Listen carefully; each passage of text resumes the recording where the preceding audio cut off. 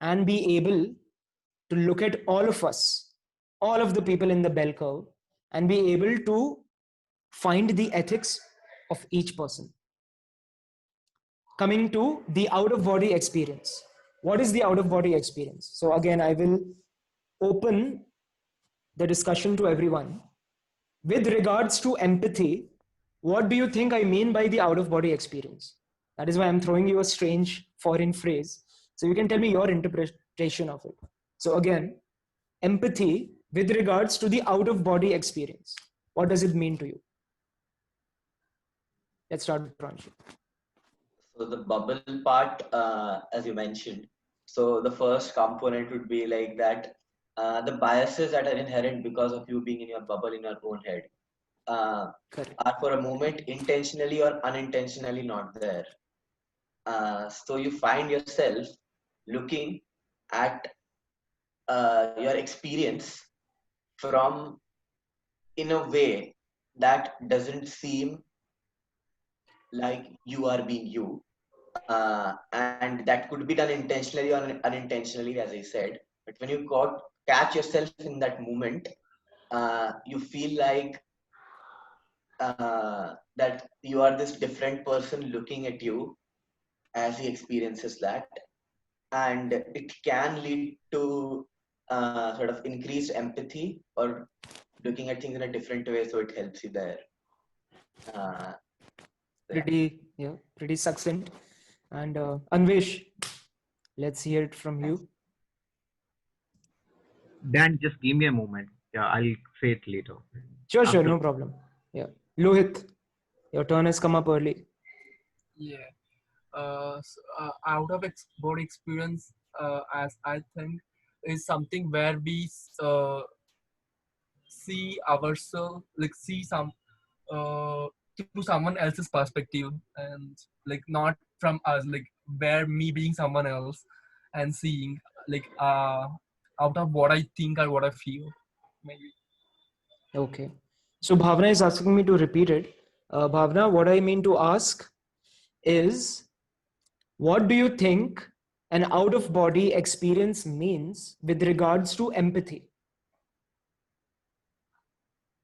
So, okay. All right. Shaheen, let's hear it from you. Um, like generally out of body experience is like you're putting yourself out of that situation and like seeing it through a different perspective. Regarding empathy, I'm not so sure. Like, how can you be empathetic to someone without putting yourself into their shoes? You won't feel that, right? I mean, you won't feel the pain or be empathetic towards them unless you imagine that thing happening to you. So I don't think I've ever had that out of body experience in regard of empathy, but relating to other things or other situations that I haven't been into, yeah, I have definitely felt it. All right. Great. So we'll go into that later. Bhavna? Maybe stepping out of your shoes, like, and looking at another perspective of somebody else, and not really looking at the situation with concern to with your concern or with concern to you. Okay. Okay. Josephine, what would your answer be? I would say, yeah, getting rid of all your own experience to get out of your body. But if you like say it's generally out of the body experience, then as Shaheen said, you cannot like step in the foot of the other. So maybe just trying to understand someone else, but with general concepts and not his experience neither. So general concepts rather than the specific experiences that people have, because you cannot really ever experience everything exactly how the other person experiences it, but you can grasp the general concept of it. Is that what you're trying to say? Okay. It's a pretty, yeah, this is a point that I was going to bring up later. So yeah, MSP, what about you? Well, going last kind of sucks in this context because it Yeah. covers everything. But anyway, let me try to bring in some. Okay, so if you look at your body as a metaphorical construct of saying it's the embodiment of all your knowledge and your experiences. So you break out of that, you come out of that, and you look from other person's experience. You look through their experience, you look through their knowledge. That's empathy, right? So it's out of your body of knowledge and experience and looking through someone else's body. Yeah. Nice. Okay. So, how is an out-of-body experience useful? So I was actually going to come to Josephine's point, which was again expanded from Shaheen's point. Right. First of all, Shaheen's point. We can never experience exactly what some other person is experiencing. That is the basic realization that all of us need to have. That you will never be able to empathize completely with another person because you are not that person. That's simple, right? But what you can do is grasp the general concept of it. What do you mean by general concepts?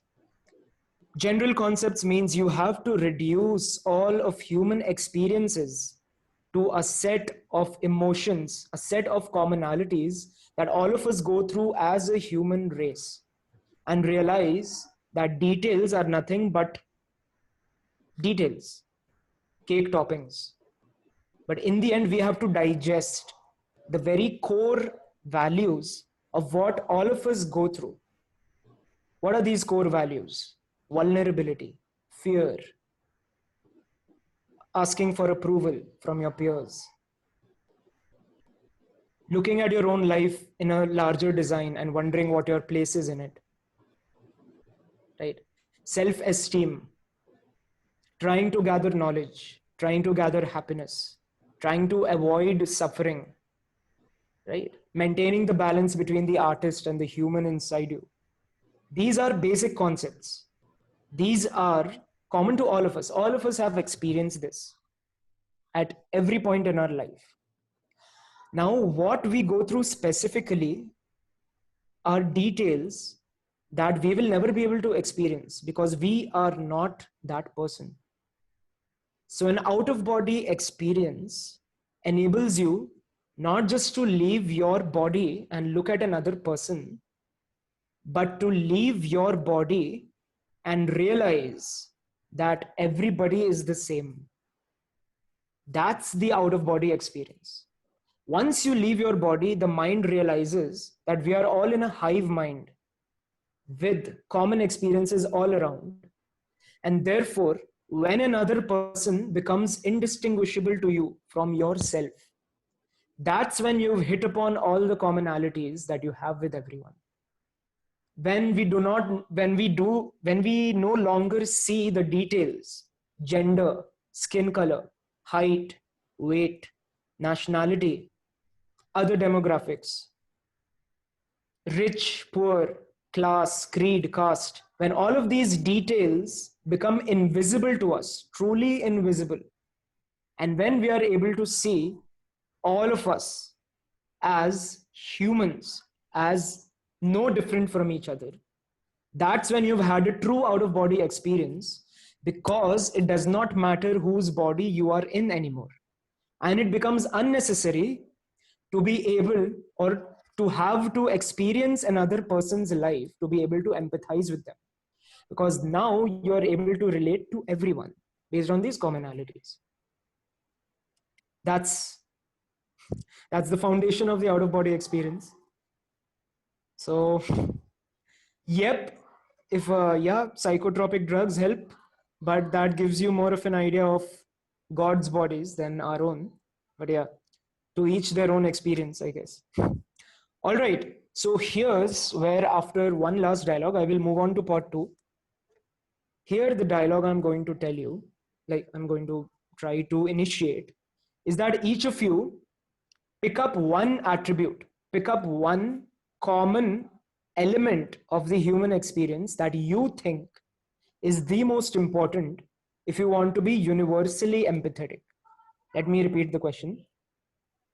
Pick up one element or one instance or one value or one emotion, anything, any one entity that if you understand or if you're able to grasp completely or understand completely will help you relate universally and empathize with universally to everyone. You can only have one, and repeat answers are allowed, I guess, but don't milk any one answer, please, because I want to hear different viewpoints. All right. So I hope everyone has understood the question. Let's start. I need one word or one phrase. That's about it. Pranchu? I would have said love, but that's taken. But I do think an important but like, do think an important component of that is like affection or inspiration. I'll probably go with like inspiration. I think it's a very inspiration. Yeah. All right. Nice. Anvesh, if he's still willing to participate. No, sorry if you misinterpreted. No problem. I was caught up with something else, so I had to. Yeah, no problem. May I know the question again? Sure, no problem. So, pick up one attribute or one emotion or one aspect of the human experience, which, if we understand completely, will help us relate to everyone. Fear. Universally. Fear. Yeah. Nice. Okay. Nice answer. All right. Lohit. Fear of dying is actually. I feel that pretty good answer. one attribute is a person to lean on at the moment when they're vulnerable. So it is something my experience where when people are happy, they may not remember more people. When they're in problem, they remember all the person around, and that's when if someone's come and are like trying to help them, that's when they feel more connected to that person, even though they don't know them at all. So vulnerability, a specific kind of vulnerability. Maybe. Where you need emotional support. Support, something like that. Yes. Okay, nice. Shaheen? I feel if people, like basically equality, if people realize in the end, everyone's gonna die the same way. No one's gonna die rich or poor or, healthy or weak or black or white. They always say, there's a thing in Hindi, okay, they say, जाके मिट्टी में ही तो मिलना है सबको. So when people realize that, I guess then they'll treat them like they can be able to relate to people more. All right. Like, what's the difference if you live a type of life when in the end you're supposed to die the same? All right. Bhavna, what about you? Passion. I can't. Passion. So what kind of passion? Anything that you're passionate about, right? Yeah, passion that wakes you out of your bed in the morning. Passion that makes you do like take an action on any kind of situation. So is it similar to Pranchu's inspiration answer? Yeah, could be. Yeah. Nice. Okay. So Josephine, what drives you? Apart from fear of dying, you got anything else for us? No, Shaheen usurped your fear of dying part, I think. So any other point? Yeah.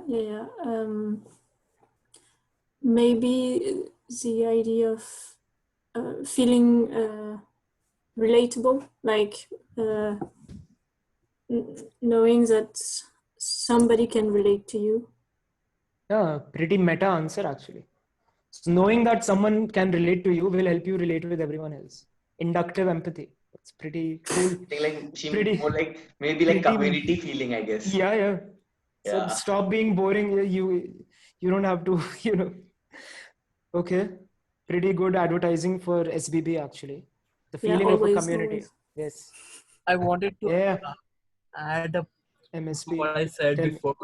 I feel like as I told you that we something which brings us together is where we be there for the person when they need us. And also that's important, being non-judgmental and most considerate towards a person. And when they know that, when a person knows that other person can be different than us, and it's not necessary that we should understand them to be there for them when they are going through something. Even though we don't understand, we just know that they're going through something, and they need us. And that when they know that someone feels that way for them, that they're not going to judge us, or they don't have to understand, just be there for me, that feel is something that brings people together. So that is like unconditional emotional support. Yeah. Where regardless of what it's about, you're just providing support to someone, right? Yeah. Even if you may not agree with or may not think that their problem is a big deal, Yeah. you're there for them. All right. Nice. So MSP, stop being boring is the one thing that all of us should. So I said love in the chat, but I think since hope isn't covered, we can say hope is. So because hope, fear, the other side of the fear is hope. Correct. Right. Okay. So hope in the sense that if you're in a bad place, someone gives you hope, or someone. Yeah, so it's always life moves forward, right? So that's hope. So today you're low. So wait, is Danish stuck? Hello. He is, yeah. Sorry, okay. Internet. Yeah, tell me. So hope is essentially moving forward, right? Like something to look up to, look forward. And that's a general feeling as evolution, like as humans, we have evolved based on hope, right? We have always gone forward. Correct. Yeah. Nice. Okay. So I think everyone has that, right? Like it's a general feeling. Like if there is fear, there is also hope. And so the spark which drives us, gets us out of bed in the morning. Correct. Yeah. Yeah. So 3 unique answers have come out of this. And inspiration drives us, keeps us alive. Hope, basically, that we have something to look forward to, something to get out of bed for. Right. The second, so the first thing, the inspiration is basically ignoring existential dread, ignoring the fact that we are all going to die in a cosmic entropic death, ignoring all of that and moving forward with what we want to achieve in life. The small pleasures, because let's face it, all of our pleasures are small compared to the vastness of the human experience and the galaxy itself. Ignoring that, and that gets us out of bed every morning and makes us do what we want to do, no matter how little, no matter how insignificant in whatever context. Second, love, affection, basically. Same as Lohit's point. Knowing that someone is there, knowing that when you're down in the dumps and you're feeling like giving up, someone tells you, I have been there and do not give up, because when you're at the bottom, the only way to go now is upwards. Third is the feeling that we are all going to die in the end, and therefore none of our differences, none of our conflicts, none of our fights, quarrels are that different. We all come from the same place. We all go back to the same place. Mitti mein mil jate hain. All the differences that we have in the middle of this journey called life, they are all going to come back to the same place, which is mitti, or even achievements. Yes. Anything, you big, small, it is no different from what another person is going through. That keeps us grounded. That keeps us humble. And that helps us relate to everyone. The knowledge that we are all going to die in the same way, in the same place. By place, I mean mitti. I mean not the geographical location of your death. It should be weird if everyone died at the same place. All right. Now we move on to the centerpiece of this session, which is the devil's advocate. This is going to be the most, okay, not the most fun and interesting, but this is going to be really challenging for you guys, especially because I'm just a spectator here. Now I want all of you to go around the table and tell me your strongest opinion on anything. It can be as specific or as general as you want, but your strongest opinion that this is how it should be, this is how we should do this is how we should approach this topic, or this is how we should approach this situation. And this is my firmest belief. I want that from each one of you. I think most of you can see where this is going, but let's have fun while it lasts. Pranchu. So I've come to believe this very strongly that we all have this expectation of things getting better in the future, looking up to certain things or doing things, sacrificing things, suffering for a future moment. Okay. But the present is the most important thing. And so if you look at life, it is basically your subjective experience. So let's say if you lived 60 years and your 55 years are mostly suffering and 5 years were like, let's say good or whatever, still like a small percentage of life was good in the like that sense of the word. So even if you have goals that you have to suffer for, work for, there has to be a balance, if not the priority, for the present. All right. And this is your firmest opinion. All right. Yeah. This is going to be fun. Okay. Anvesh. Okay, my firmest belief is people in general, like people are stupid and they don't know it, and they will never know, and they'll keep on doing stupid shit, Oh, and this it is will going to be go on fun. forever. Yeah. All right. That's a pretty firm belief and actually a very defendable belief to have. All right. So you're tired. You cannot play the devil now. No. We'll come to it. We'll come to it. I'm going to, create pairs and have you debate. We'll reveal that in the end. All right, Lohit, what is your firmest belief? My firmest belief is that I am right. Like whatever the decision I make for myself is the right decision for myself. All right, great. Okay. So you're saying that in the end, whatever decision you take of any situation, if you've taken it after whatever you've decided, it's going to be right. For me. For you. Yes. All right. Cool. We'll come to that. Okay. Next, Shaheen. I firmly believe that we shouldn't judge people based on knowing a part of their life. Like we don't know the whole, like everyone's a book. We can't judge a book by reading just a chapter of it. I tend to practice that. I don't judge people based on some of their actions. True. All right. We'll come to that. Bhavna, what about you? I would say that athletes or like sports is not the way. Your voice to is breaking. go. I'm so sorry. Can you repeat it again? Okay, I would say that athletes or like sports is not the way to go because all of the energy or time is going into one person becoming like the best. And if you see it from a like evolution point of view or like human race, then not many people get influenced to be healthy or fit through that. And in fact a lot of people like spend a lot of hours just watching sports. Okay. So All yeah. right. I used to play basketball, but I used to play football. Okay. Oh man. Okay, then we are gonna have a talk about this. All right. Next, we come to Josephine. What is your firmest belief?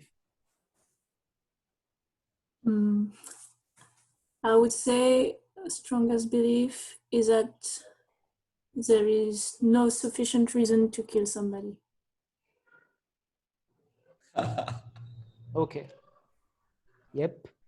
All right. Josephine, can you ever empathize with Hitler? He killed himself, but let's have a discussion on this. It could be fun. And 1 million and millions of Jews. Privately, maybe. Mainly, he killed himself. Yeah, that's also. So, all right. Don't worry, we'll be having a lot of discussion. That was his greatest This is the opening achievement. act. This is the opening act. Yes, Pranchu, scandalous statements coming up in 5 minutes. MSP, your strongest belief. Oh man.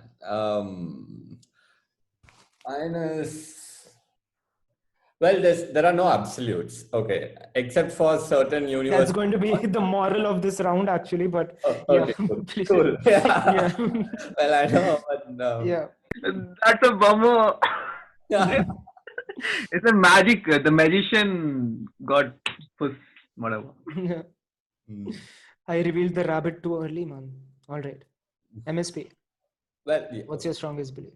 again, okay, let me take a stride now. It's fine. You can, if you can, you want to go meta, go meta. No, The strongest belief is that there are no absolutes. There are no absolutes except for like few universal laws that govern us, right? Like mathematically speaking, you know, E equals MC square, like no one can, that are absolutes, right? Oh boy, then I have some interesting news for you.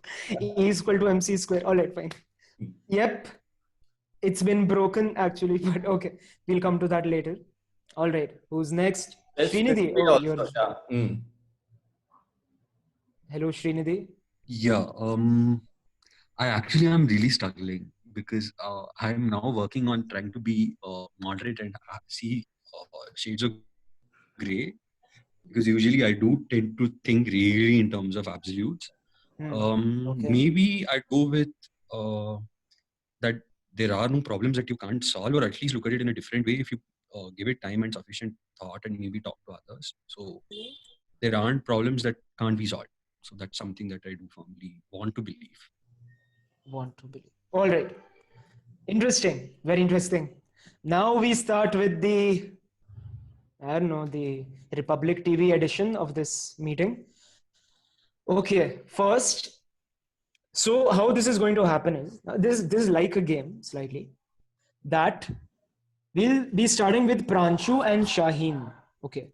So in every round, I'll be declaring two people who have to defend their strongest beliefs, and the other person obviously has to, you know, counteract it with whatever arguments they can think of. You should actually believe your belief. All right, that's the only criteria. But otherwise, we'll all be playing devil's advocate for each other in this round. So we'll be giving you. Dan, just I'm adding, no ad hominem attacks, no personal attacks. Yeah. No ad hominem. Yeah. Don't. We are all strangers here, hopefully. So just shut off your video. Just don't leave any chances. All right. Yeah, no ad hominem attacks, but there is an ad hominem round as well. What does ad hominem mean? But we'll come to that later. All right. So it's going to be, you know, one argument, back and forth. And the clue for, like, there is something fun for the rest also. If you find a point where you do not agree with both of them, right? If Pranchu makes a point and then Shaheen makes a point, and there is someone who does not agree with both, then you have to jump in and state your cause. All right. Pranchu baal theek karte hue. All right. So Pranchu and Shaheen. Yeah. You do go first. Shaheen, we'll let you defend your opinion first, strongest belief first. Okay. Yeah. My belief was that we shouldn't judge anyone based on a part of their life or an event. Okay. I'll go with an example. Suppose you're in a store and you see a person robbing something. Okay. And then what do? You judge that person saying he's a thief, but you don't know the background story, right? There might be some person, like, there might be some reason for him doing it, him or her. I don't want to be this. All right. So time out, and Pranchu, jump in. So I have to defend my Sorry, I have argument or to give counter? very little time to Yeah. No, you have to counter. Okay. Quickly, let's move quickly, people. Yeah. So you are one person, and you know the person who the thing was stolen from also has his background experiences. So maybe if you look at it in a way that who was harmed more. So if the person who was the thief is getting less, like, you know, his increase in happiness is less than the suffering created due to the sort of him stealing that, then in the present moment from those two people, one was more harmed. Like for one it was worse, then it was better for the other. You know, so in that sense, so like it doesn't relate to my argument. Like I can't really relate it too much to my argument as such, which is like the present moment for one person. But I would still say that if like all like that robber can rob from 100 different people, but for some of those people it will be very bad and it will be too bad for it to justify it. All right, time out. Is there anyone who does not agree with either of these points? That what Pranchu is basing his argument on, if you don't agree with that, or what Shaheen said, that you can actually judge someone based on their actions. If anyone wants to jump in, I give you 2 seconds. Yeah, Oh, it's a who is book it? called The Blink, where you're supposed to judge a person in the first 5 seconds, and which is a very important quality as you go up the capitalistic ladder, at least, to say the least. Right? If you're a VC, you have to judge a person just like, by the team that's coming and presenting an idea to you. You cannot like sit and understand their whole story and think, oh, I'm going to invest in this person or not. So there are instances where you are, and that's a skill in itself, like judging a person. And like, if your strike rate is like 1% better than the other VCs, then you're like $1 billion worth more than the other VCs. Right? And what is your counter to Pranchu's point? My counter was to Shaheen's point, which was that you cannot judge a person unless you know their full story. Yeah. I'm saying there are instances where you're supposed to judge a person, and it's safe to judge a person. So if there is a problem with Shaheen's point, then Pranchu has to answer. Okay. And if there is a problem with both their points, then any of you can jump in and say that both of you are wrong. Right? Okay. That's the game here. That's the game. Got If you have a problem with Pranchu's point, you can. Can I jump in again? All right, Shaheen, no problem. Yeah, we'll give it back to you too. Yeah. Yes, Shaheen. Like, I don't remember who said it. Yeah, as you said, it is a quality in itself to judge a person, but you shouldn't label a person depending upon it. Like, there are so many instances where, people judge a girl depending upon her actions. Suppose she has sex a lot, they call her a slut, a bitch. Yeah. That is not right. So here again, the ethics comes in place. What you think is right and wrong. So judging a person based upon the qualities, fine, awesome. But if you're judging a person upon the actions that they've done, completely wrong. It is not your right to label a person as something. A person can only judge themselves. Okay, time out. Pranchu? Can I jump in? Qualities versus actions. Anvesh, do you disagree with both of them? Only Shaheen. No, never mind. No. Just said my brain is working. Yeah, we can always find something to prove the other side. So I'm playing really dirty. Okay. Yeah, so you'll get your round where you'll get to combat with your. If you disagree with both, you jump in. All right, Pranchu. So the main fight right now is actions versus attributes. So what do you think? So my idea was that if there are two people, one is being harmed more than the other. So no matter their backstory, in the moment, if you look at from that perspective, like whatever their backstory is, if one is being harmed more from the situation, then the backstory shouldn't matter as such. And if there's even that action, and if that action has created a loss for one more person, then that action has to be also like sort of reprimanded. And so all right, so not let that go. Yeah. So time out. Moderator note. So here we are talking about two different kinds of judgments. So Pranchu is talking about more of a tangible force, which is basically an action which is resulting in gain for one person, harm for another. Total net balance, if it is negative, then that action is bad. Shaheen is talking about a person. Shaheen is talking about judging a person based on what they've done. So you're saying this is harming more. So will you say that the robber is a bad person?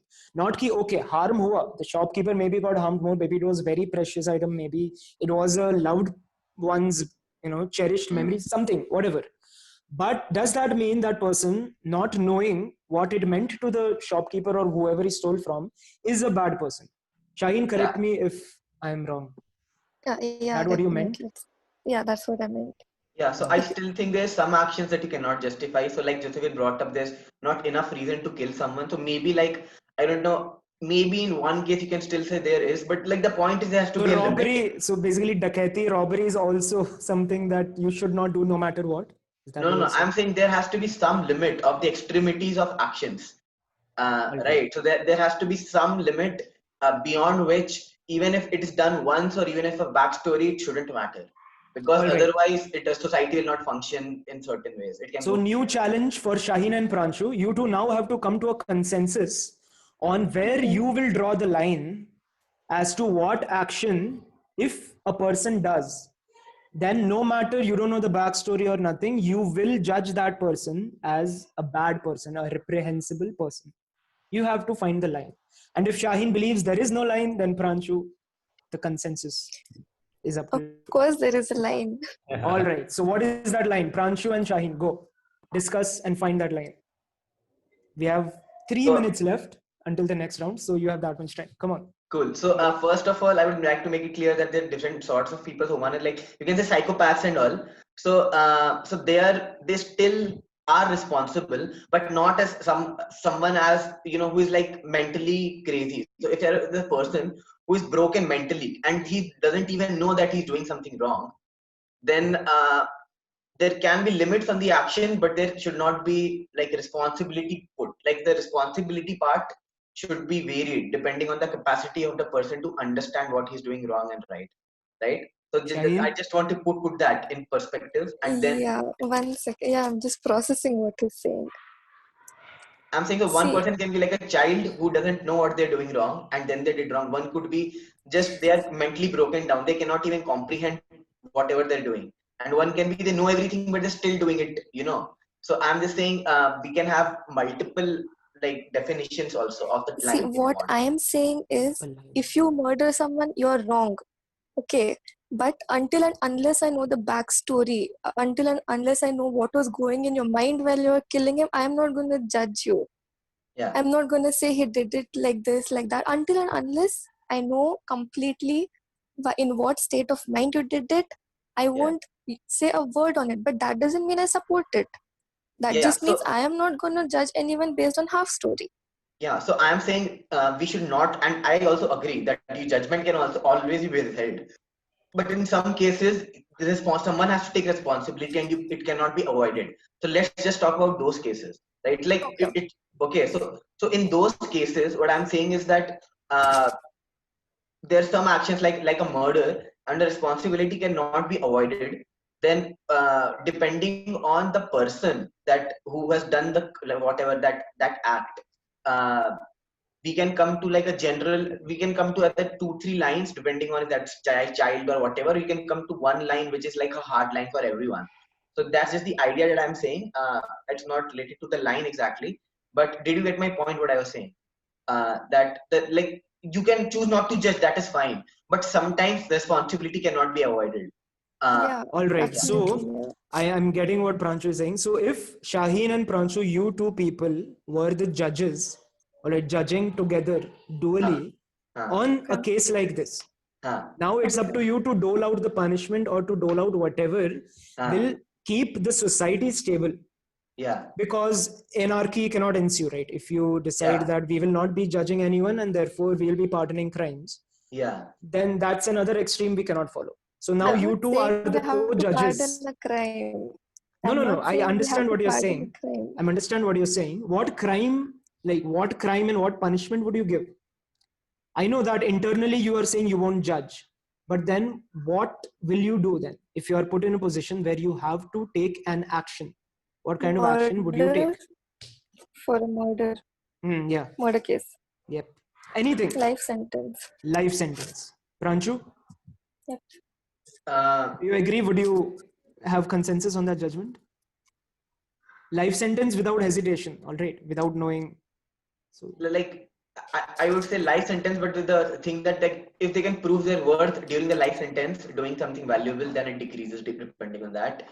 Because if the society is getting something out of it, then guys, stop hiding behind our judicial system, man. No. Yeah. No, like it's just not murder. It's just not murder. Like for me, it would be like I'll ask that person, right? And I'll ask that person in a variety of ways if they feel guilty. The point is, the moment they feel guilty, it means that there was awareness, right? So sometimes they might lie about it, that they are not feeling. The point is, if you don't feel guilty, Everyone lies. Everyone lies. So you can't trust a person. whether we are the So guilty or not. Only that person knows. we have just 1 minute left, Yeah, and therefore yeah. this final question I'll ask to the both of you. Give me Yeah. one-line answers, then we'll move on to the next team. Yeah. Should punishment be given out on the basis of awareness and guilt, which is what Pranshu's point was, ki based on their awareness of what they were doing and based on the guilt they feel, or should punishment or any action be taken based on the act itself? Because there is a victim also in this equation. So keeping all that in mind, I'll say it's Yeah, based on Shani. the act. based on the act, small justification, why? I'll try to move away from the murder case and go to a rape case. Yeah, Okay. all right. You cannot say, suppose a underage guy or person rape someone. Would you say, अच्छा ये तो underage है, इसको और एक chance मिलना चाहिए, इसको अभी थोड़े 1-2 महीने जेल में रख के फिर भेज देंगे? It's wrong. He might do it again. Right? Okay. You cannot judge an act based on who is doing it. Okay, all right. Pranshu, your explanation. What I would say is I would have people close to that person, the victim and the perpetrator, and people of similar demographic, and then the consensus that they come up with. And now, because there will be equal number of people from both sides, right? So like let's say 3-4 family members and friends of the victim and the perpetrator, and a few people, like these are independent, which are from that similar, like let's say that boy who raped, from that demographic, right? Like But they will be Let- biased, right? They will be biased to the person they know. I mean, victim's family and perpetrator's family will... both are there. Yeah, both are there. We So know even if- their answers, right? We know their answers. Yeah, Something exactly. It's something like that. No, but the point is the independent people who we bring in, they will get a chance to hear both the sides, and because they are independent, what will So now- it has to be So a now you're jury, hiding right? behind. Now you're hiding behind the American judicial system. Very nice. Yeah. All right. Okay. Yeah, so- That's it. Yeah, we don't have much time, people. So fine.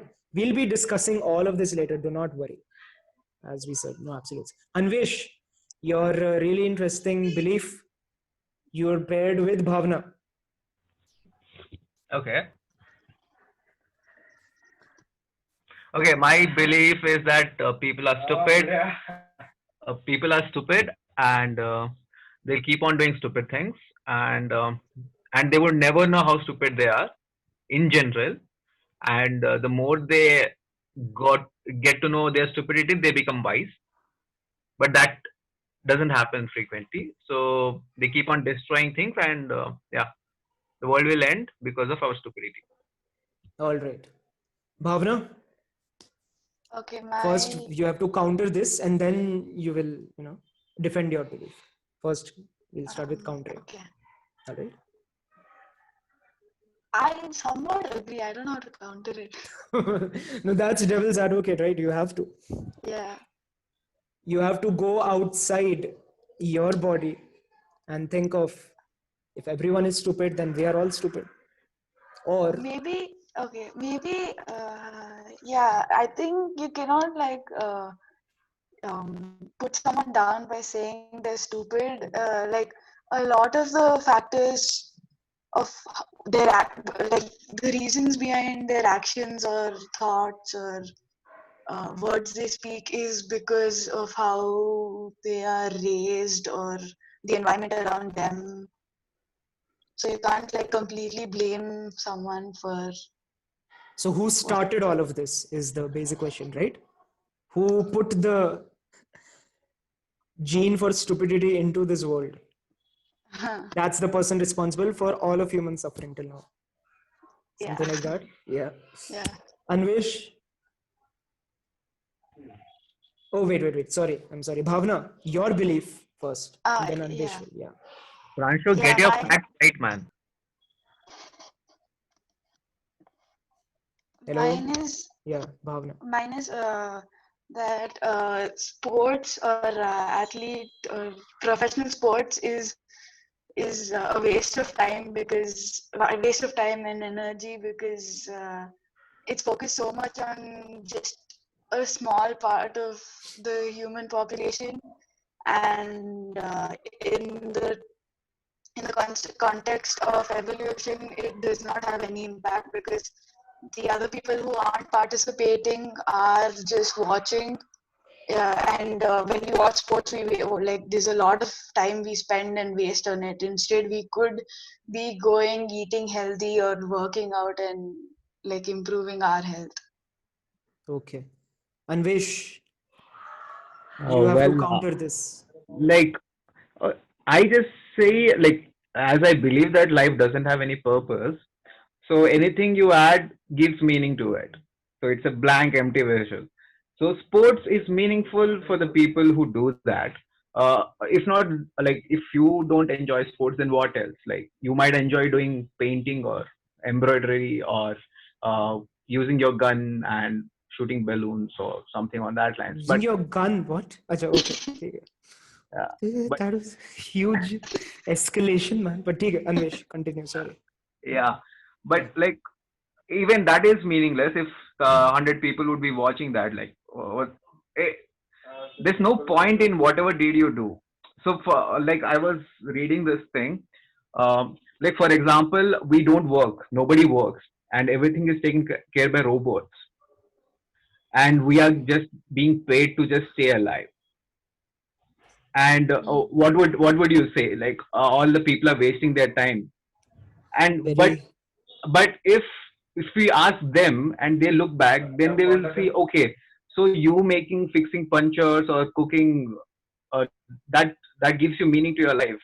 Like, it's not, it's like, uh, based on the environment and everything, you find meaning to do whatever it is, maybe trying a problem, a little bit small, big, whatever seems problem to you.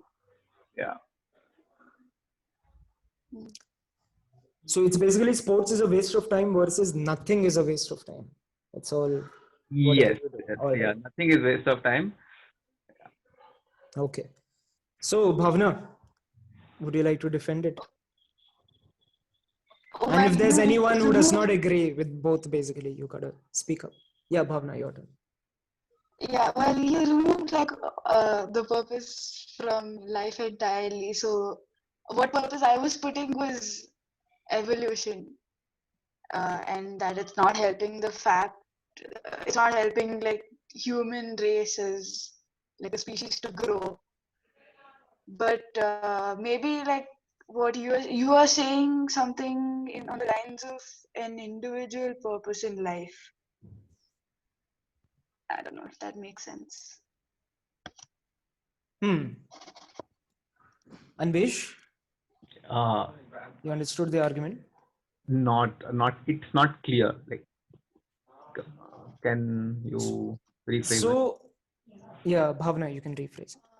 Yeah, I'm saying like so you said from an individual point of view, like life is purposeless, and that nothing has like life doesn't have a purpose, and you can do anything, and that if you find meaning in that, that's whatever you want to do, you do. But I'm saying like maybe okay, I'm not, yeah, maybe the purpose of life is evolution of I don't know, of yeah, evolution in general, and that sports does not help in that. Okay, yeah, okay. What I mean is, uh, even like, there is sports science, right? Like, how much you can perform well in that controlled environment. Based on that knowledge, you can actually improve your body, or that particular knowledge can be used, applied for greater progress. That's one thing. And when you said, like, sports is a waste of time, and the people who are watching are also wasting their time, if that is the case, like, and they're eating unhealthy and everything else, what if everybody in that stadium is eating healthy, and they have worked really hard, did everything, but they want to unwind? So what about that? So you don't want to put commas or full stops in between in your life, so that you can breathe easy. Isn't that part of evolution as well? Because that's what people do, because it's genetically coded. Yeah, in that case, like even entertainment, like it's you can put it in the category of entertainment, but in current day, like we spend hours watching it, and like currently we're not eating healthier. Like if it's positively like impacting everyone, then no harm. And like as far as sports science is concerned, if everyone knows about it, everyone's making use of it in some way, improving themselves, then no harm. But like if it's restricted only to like one athlete or one team, then it's a waste. So All if right. that is the case, then there should not be any poverty. Everybody should eat and everything else. So unless not even one person dies because of hunger, that means that it doesn't solve the purpose. That's what you mean? So I'm going to have to jump in real quick, and we are going to be Bhavna. So we'll close this for now, unless someone has a problem with both arguments, or if someone wants to say something, right? If someone wants to raise the point that this means that all art, all entertainment is a waste of time, and we should all be focusing on ourselves rather than watching other people focus on themselves. Or the other point that sports is a waste of time because 0.1% of the population are putting their endeavors in entertainment that 99.99% of people are just going to be watching. But as we said, whatever helps you give meaning to your life. So if anyone wants to raise that, then all right. If not, then we'll be defending Anvesh's point. All right, Bhavna, you have to counter Anvesh's point that people in general are stupid.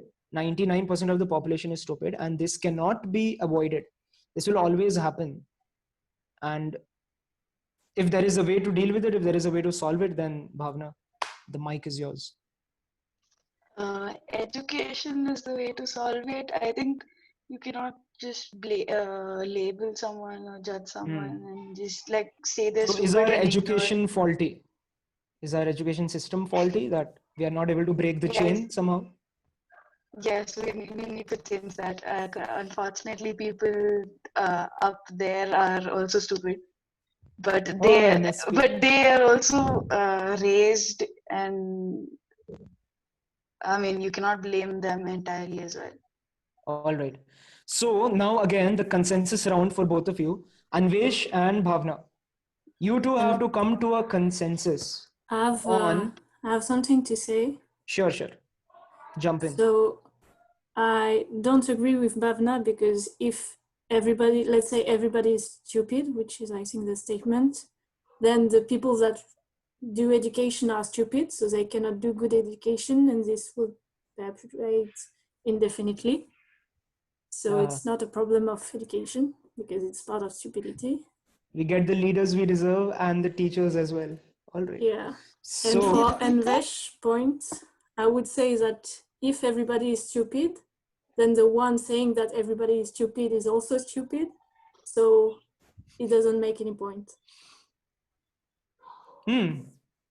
Pretty. Josephine is very metaphysical. Nice. All right. And MSP says, Elon Musk say. Does that mean that what justification you gave is also a loop and it's stupid, so it doesn't stand merit? Or it's only my statement that people are stupid? Ad hominem attacks. I'm saying that. All right. Because everybody is stupid. I'm saying that your argument doesn't hold on because the basis is that arguments are cannot exist. So if you say that if you say that 99% of the people are stupid, that means you're in the 1% of the population, the other 1%. Yeah. So if you call someone something, right, then either you have to separate yourselves from them or include it in them. This is two possibilities. But ad hominem attacks are not allowed. So we are not going to debate on which side of the curve Anvesh is on. Instead, we'll move to the consensus round where Anvesh and Bhavna have to come to a consensus that if you had to change the education system, include something in it, modify it, do whatever you want, what would you do so we can break the chain of stupidity? Anvesh and Bhavna, breaker of chains. Wow, Come to a consensus. Oh my god. Come on, people. Khalif. Anvesh, mute. Why are you on mute, man? No, I Space, want space, people, Bhavna come to on. start maybe. Yeah. Oh, all right. Consensus. All right, Bhavna, are you comfortable with starting? No, What would you you go do? on. I'm still thinking. Okay. So if something has to be changed in education system, I want that. He'll include sports science just to bug Bhavna. Yeah. No, All no. right. Yeah. I want limited hours of sports, not unlimited. Like because too much entertainment keeps room for there are some things which has to be done and some things which shouldn't be. Obviously, those things can be argued, but anything which we do to unwind, it would only make sense when we do something which matters. Else, it doesn't matter. Like every time you have two chapatis, if you work hard, that two chapatis taste better than not working and having those two chapatis. So So that's we should what. include, what should we? We should include farming and. No, what I'm saying is whatever you Yeah. do, um, you like if sports is leisure and it's waste of time, but it Yeah. serves a purpose. But there should be a limit. Unlike like not like as like it cannot be used as a method to make people a sheep. Like whenever there's some great bill happening in this country, there would be a very big IPL match or something, and the other side, the parliament would be passing really important bills. So it's No, so a tool used by the powerful people to what do you call it, to misjudge. distract the commoners. Yeah, So we need something tangible. So what changes would you do in the education system is the specific question. You and Bhavna are the designers. You are the next MOHs of education, and you have to design the education system in such a way that kids do not grow up stupid, and we can move out of the bell curve so that everybody can be more sane, be more woke, probably. Educated, learning, woke, everything. Yeah, Bhavna. Yeah, I would say equal opportunity for experiences and opportunity to like access to books and practices of writing and reading. Yeah, of and So you would make it compulsory? availability. Sorry? You would make it compulsory that you have to read, finish a new book every day, because leaving it to choice apparently is not working out that well for our world. So as an education system, you have these kids, these are your patient zeros, these are your lab rats. What you would do so that you can make them into model citizens? You can do anything. You can do anything. They are your lab rats. What would you do? That's basically what school is. Yeah. I would debate first, maybe debate and try Debates, and all right.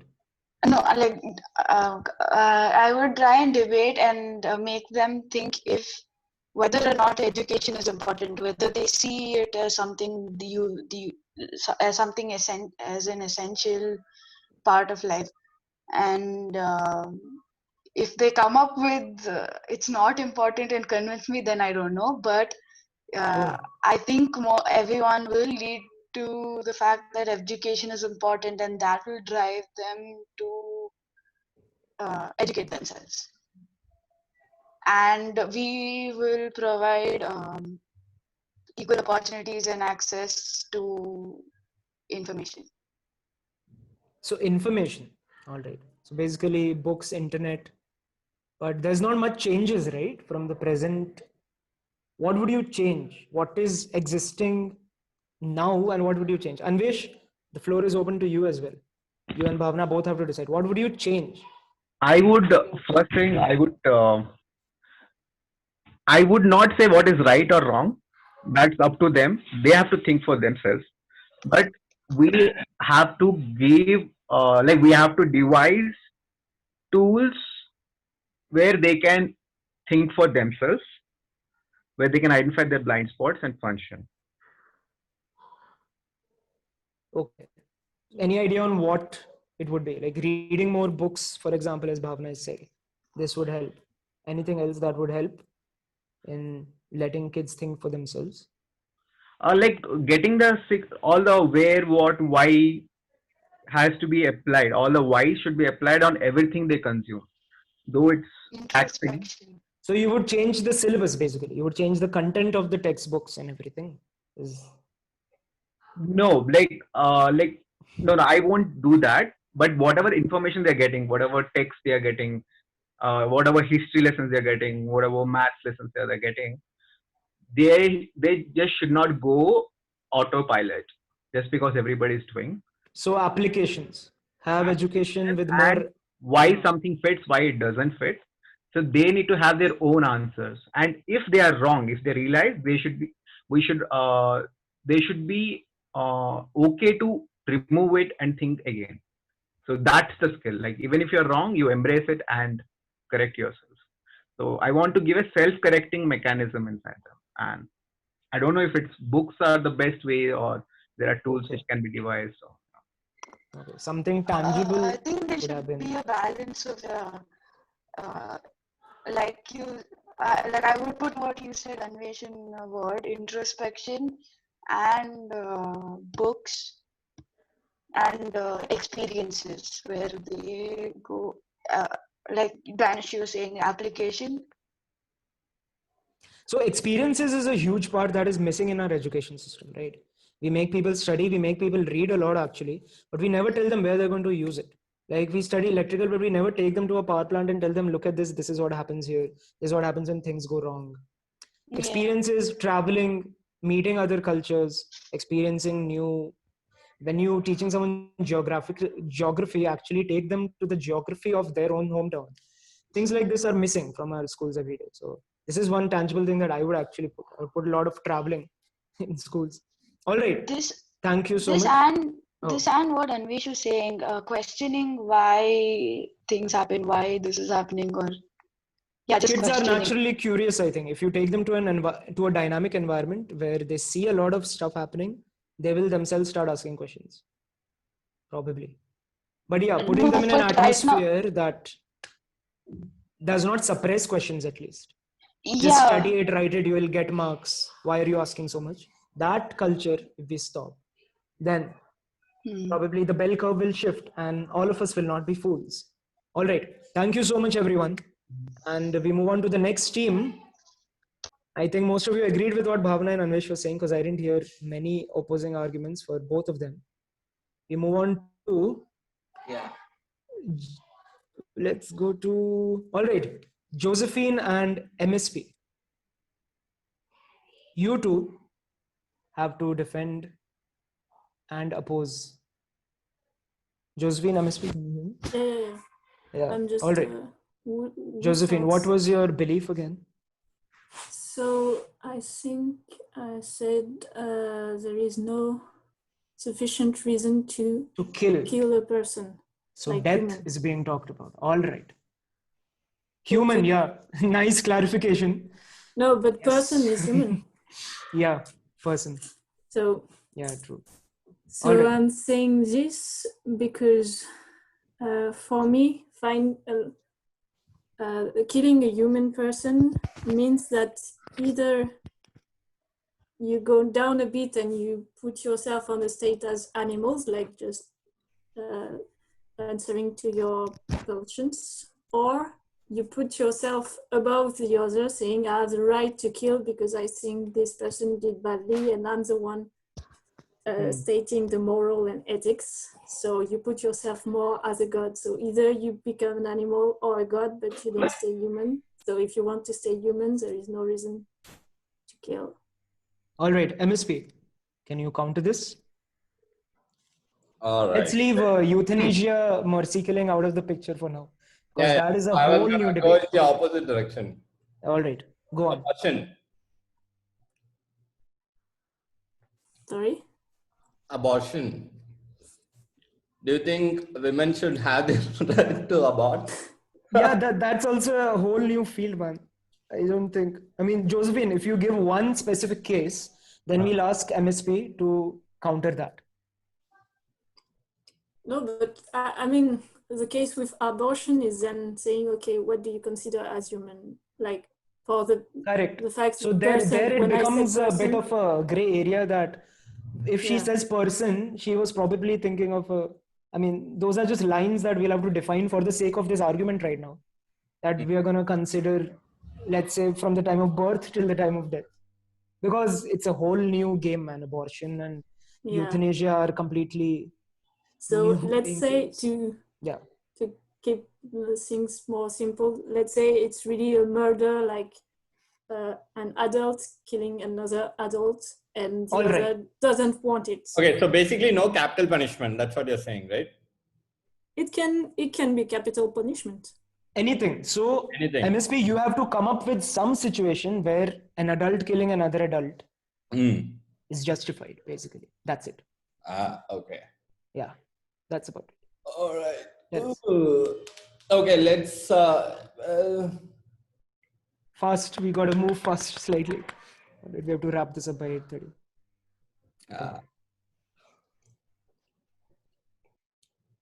Conman, I can think of 10 reasons from the top of my head. Yes, So MSP. come basically on. my last argument was because you like doing it is losing your humanity. So there is no sufficient reason. Yeah, but the point is like one. Shaheen is bringing up self-defense. Correct. Yeah, self-defense. Apart from that, point, and the second point is, you know, like you see that this person is gonna commit a mass murder, and then the only way you can stop that is by killing that person, and like there's no other option, right? Like you cannot because you are so far away from that person, and you just have this one sniper shot that you can take. Okay, now what do you do? But like you can't see anything else of that person apart from their forehead. Okay, you can't see their legs, you can't see their arms, nothing. You just see their forehead, and you have a sniper gun in your hand. And this person, like if they press that button, like thousands of people are gonna die. What do you do then? Then that means that you just, I mean, this means that the only reason to kill somebody is because he's finding the reason to kill people. All right. So that means that the man pushing the button has an other reason that would say, okay, there is a reason to kill people. Sorry, what was that? The person? I'm saying like the only examples that you find are people killing people. So I must kill these people to stop killing people.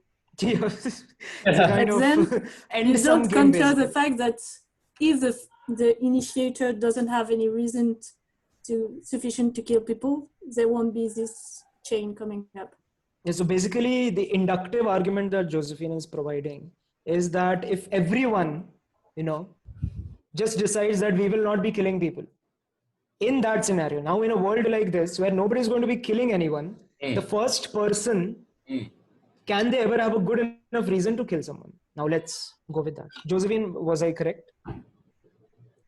Yeah, I mean, my argument was saying, okay, you just move the explanation further, saying, okay, then why the terrorists decided to push the button to kill thousands of people and then kill terrorists. So then, that can go on and on, that you want to prevent the death of 1,000 people, so you kill one person. Well, but your point, like the context that you were setting was very nice, Danish. The first kill, right? So I mean, the first kill. So yes, if you look at the Bible, then it's Cain and Abel, right? Like that's the first kill that happens.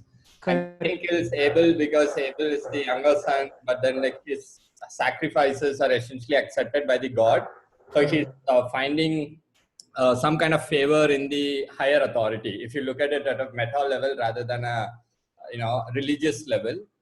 That's why Jordan Peterson talk about this whole thing, where like the first kill happened essentially because of pandering to the power, right? So if there are power structures, then there will eventually come a situation where people have to kill each other if there is a power structure in place. And so will you be justifying the first kill? And if so, based on what? That it's justified. I mean, if you're saying it's justified, then what is that? It's justified because we have created a system that warrants that. That warrants that? Yeah, that's what I said. So basically, hierarchy in place that eventually is gonna lead to a kill at some point or the other, because someone is gonna get to the top of the food chain, right? Okay, that's what you're referring. Yeah. All right. So Josephine, if there is such a system where to get to the top you have to kill, then should everyone just be content with what they have, or what should be the scenario? I would say that if there is a system, then you will have two possibilities. Either you follow it, and so then you find a reason enough to kill because you want to evolve or improve. I don't know. But is like the will to improve sufficient not to choose the second path which would be I just go out of the system and create another system. Okay. Okay. So that's the consensus part. So if you, Danish, if you're gonna ask us to arrive at a consensus, consensus is the system. So in the interest of time, I'm going to just pose another conundrum here. Okay. There are ways of killing people which we all do every day. We are responsible for deaths of thousands of people based on our very lifestyle. There are ways of killing people without getting your hands dirty, without having blood on your ledger. You are actually, if you're using a smartphone, you didn't directly commit the act, but the deaths of those thousands of child workers in factories, right, that's some blood on your hands, right? Or the whatever, like the living conditions that you are in means somehow your family or the ancestors before them lived a lifestyle that enabled you to rise above to the 1%, the cream of the crop. And that is built on blood.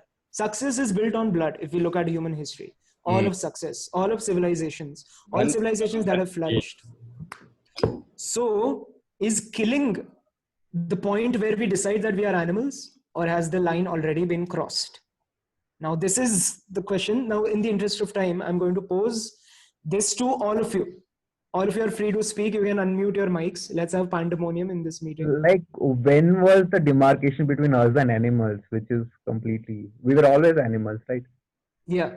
So Josephine, this is more of a question to you, that what makes us different from animals? If you are saying that we should rise above animals and murder is the line, which if we cross, then we are no more than animals. But Anvesh says that we've already crossed that line. We were always animals and we will always be behaving like animals. So what's the consensus here? Are we animals? I'm saying that the fact that you choose not to kill makes you unlike the animals. So if you cross this line, then you become again an animal. This can happen. Yeah. But if you choose not to... Sorry. Yeah, Josephine. Yeah, go ahead. Okay. Yeah, Joe, complete, please. I'm sorry I interrupted you. Okay, yeah. So, I mean, we kind of agree then, because it's just saying, I'm not saying, okay, we are not all animals. I'm just saying the line to determine is murder. Okay. Anvesh, anyone else? If there's anyone who disagrees, please speak now. That we've actually done a lot. I feel animals are much better than us. All right. So what's the reason? We have a choice, and even then, people don't act human. And that's the way I want to put it. Animals do it to survive. Why are we doing? Why are we hurting? That is not helping us survival, right? So we have the gift of sentience, and what we've done with that is basically we are able to examine ourselves, what we are doing. And do you think, like this is an open question to all now, so you can all go ahead and unmute. Do you think we can ever reverse the engineering that we've come from? We've come from animals, and we've come from animalistic tendencies. And all of our civilizations are actually built on that. Food, sex, and shelter have been the driving forces for millennia. What do you think helps us rise above it, or can we rise above it? Is it art? Is it empathy? What is it? Open floor. So I would say we talked about ethics in the start, right? And because we are sentient, we can have a set of principles or values and be aware of what we are about to do. So when it comes to like separating us from animals and the limits, so as long as our own survival is at a threat, like Josephine has talked about, where you need to kill someone only if they're killing more people. So as long as that situation doesn't happen, because of your awareness and your ability to think, so that you can come up with ethics, it is your responsibility to not be a lazy thinker or a slave to your animalistic tendencies. All right. So what about, let's bring up the topic of cannibalism in order to survive. Yeah, You're so that's strapped what I on a mean. desert island. Accept that, because like if it comes to that situation where survival is in question, then you are no different from animals, because a person who is like on the brink of death doesn't think about anything else. So there is no reason for him to not be an animalist, animal kind of human, right? Like, or just think about that. So in that situation where it comes down to So it survival, depends is on the okay. context. It depends on the context, right? Yeah, like Now survival is the limit. let me extend this gray zone slightly. Now the base point, the extremum, maybe there's a more extreme to that, but the base extremum that I talked about was cannibalism. You are shipwrecked on a desert island and you got to do what you got to do. But extend this more. As we approach third world problems, second world problems, first world problems, to what extent will you go? Where do we draw the line where we talk about survival versus what we actually need to do and what we want to do? Yeah, so Dhananjay, the it's overall good, always I would about say. survival, right? Why are we staying at homes? Yeah. It's always about survival. There is no other way. Okay, so let me give you a scenario where this fine line is examined. The line between survival, what we need, versus, I won't call it luxury because the line is very thin, but what we want. All right, here's the example. So, killing, right? Killing is what we are talking about. You, suppose you're a farmer, because that's the most relatable example we have. We have a farmer and they have, I mean, we are talking about human killing. So that is why, not animals as of now, because that's a whole different topic. Your family is dependent on you. Oh my God, who's that? Yeah, your family is dependent on you. You have a farm.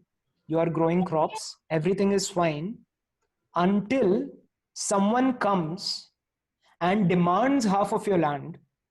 Half. The other alternative is you kill that person. You have two choices. What are you going to do? Or if you want to make this harder or easier, depending on your perspective, there is a person whose family is dying of hunger next to you. It's the neighboring one. Their farm is gone. Do you know already that if you share half your farm, then both are going to suffer. They're not all going to die, but both of you are going to go very, very hungry, very malnourished if you share your farm with the family that is starving. The other option is to let them die. Let's make it slightly harder. You're not killing them, you are letting them die so that your family does not have to go malnourished and there's no risk of dying in the harsh winters. What would you do?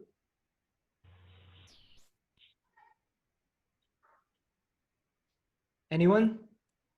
Does the other person have land already?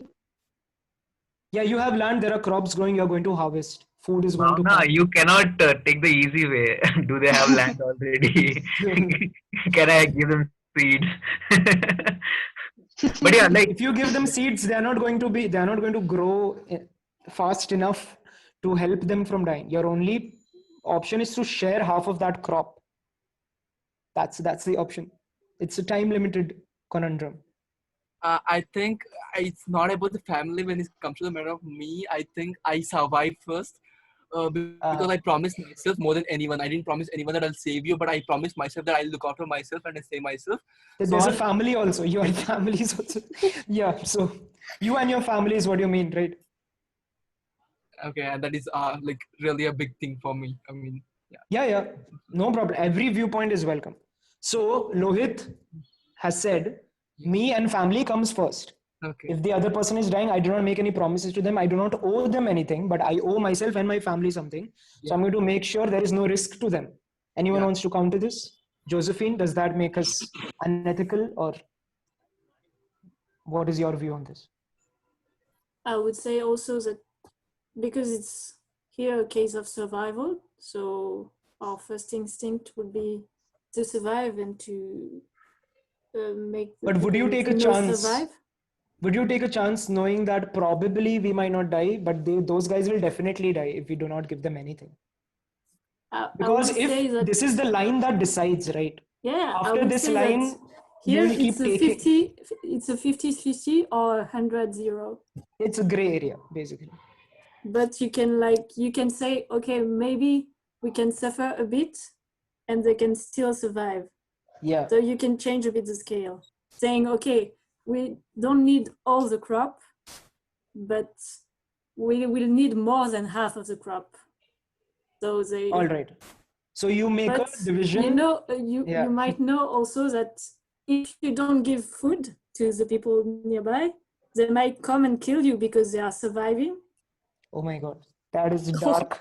But yeah, valid But yeah, I explanation. mean, you They have are on all the the brink food, of they are dying. dying. The only way Yeah. for them to survive is to kill you and take your food if you don't That's accept. that's a very real scenario. So this is what so brings I me would to my give them point. food in order to survive. Correct. So Josephine's point is basically what human civilizations are made of, is that all of the French Revolution, the oppressed becoming the oppressors, game theory, exactly. All of this is based on you have to decide the fine line where you have enough power to be able to sustain with your excesses, and the other side, they need to acquire enough power to get over what they are lacking. This constant flux in our society is based on these foundations, that you share how much ever you want, you share enough so that the commoners, the people below you, the people less privileged, will not rise up and annihilate you. That's what the 1%, 99% problem is based on. You either that or you acquire enough power that you are untouchable. And that is how the line slips. Now, Josephine's argument can be divided into two ways. What will you do? Either you give enough to the other person so that there is more of a community feeling. They will not feel like harming you. They will know that, okay, they tried to save us and we all suffered a little, but in the end, we came out together strong. But all of us suffered equally. Versus you thinking in the direction that they will come and kill me, so I might as well reinforce myself with my excess resources rather than giving it to them so that they feel satiated. And that is how empathy comes into the picture. If you were able to empathize that you would suffer, you would go hungry, the thoughts that would be going through your mind if you were in that place, either homicidal thoughts, suicidal thoughts, or just pure suffering, then you would understand that, listen, in a society that is in constant flux, before things come full circle, it is better to collapse the circle into a single dot and make us all the same, which is the foundation that communism is based on. Whereas the feeling that if I have more, that is because I deserve more, or I need to take care of myself and my own first, and then see whatever is left for others. That is where the survival instinct comes from. Take care of yourself first. And if you can't, find a way to take care of yourself. Whoever is a threat to you, eliminate them or make yourself strong enough that it's a huge deterrent, that they will not think of harming you. And that is basically how empathy helps us resolve these two conflicts. Whether you take care of the self first, or do you lose the concept of self and realize that all of us would in the end go through the same things if we do not empathize with everyone else. So again, being humans, it is very difficult for us to step out of ourselves, to step out of our own needs and think that, you know what, everyone goes through these things, everyone has sufferings, everyone has dilemmas, and it will come to me also. So helping someone in the moment versus realizing how help comes back to you once it is given out. That is what empathy is about.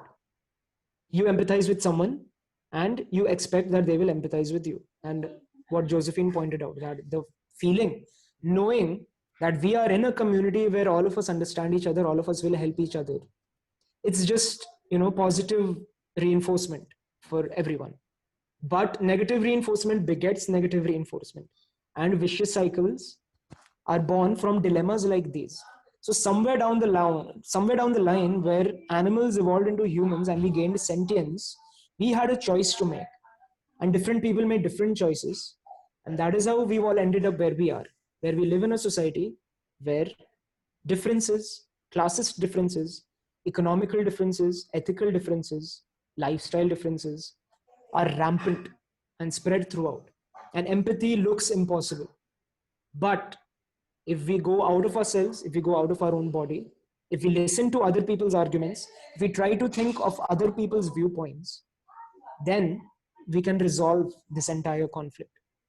And this may start small, but if such dialogues, if such conundrums, if such dilemmas and concepts are visited more and more by larger and larger groups of people, then we can move towards universal empathy.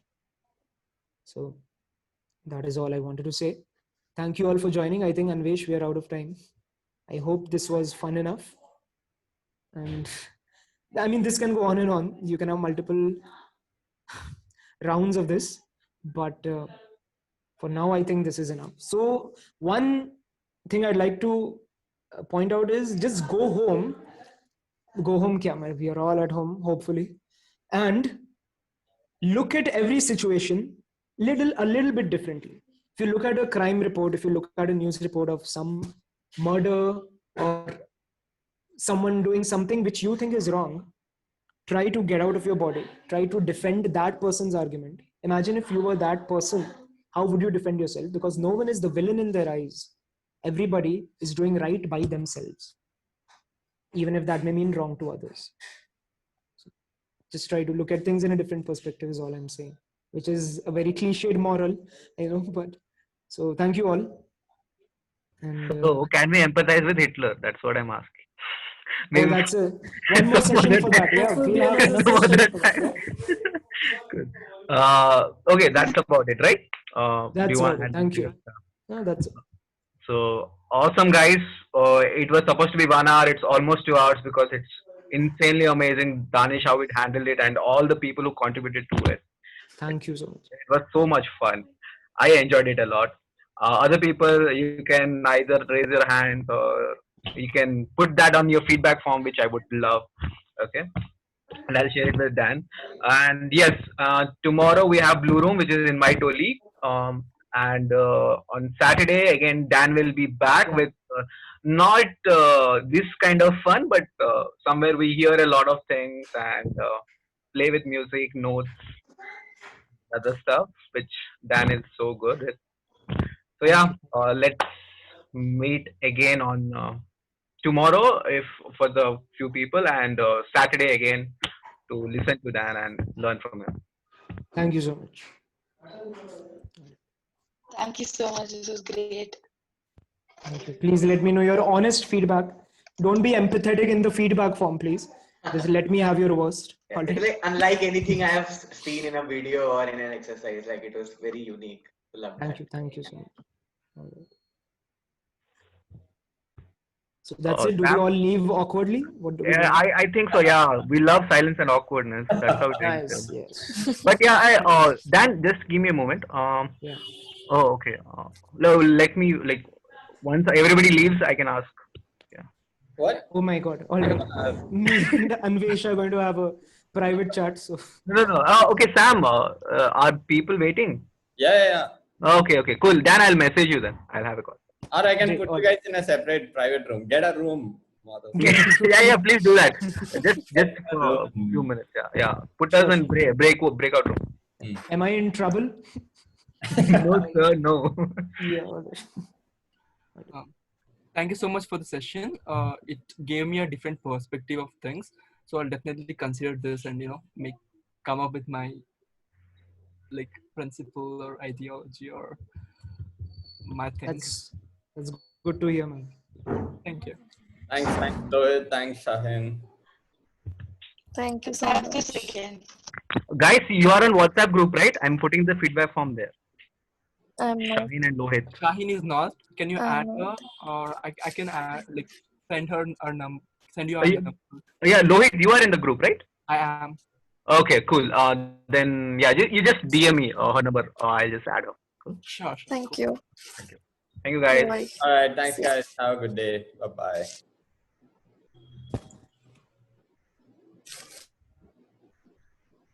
Is it just the three of us now? No. We are going to break out number 2. Yeah. Yeah. Did you guys get that message?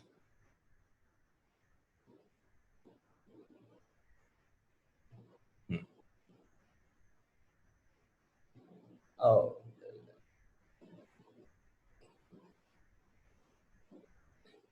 Dan, you must have gotten a message about join a breakout room. Did you get that?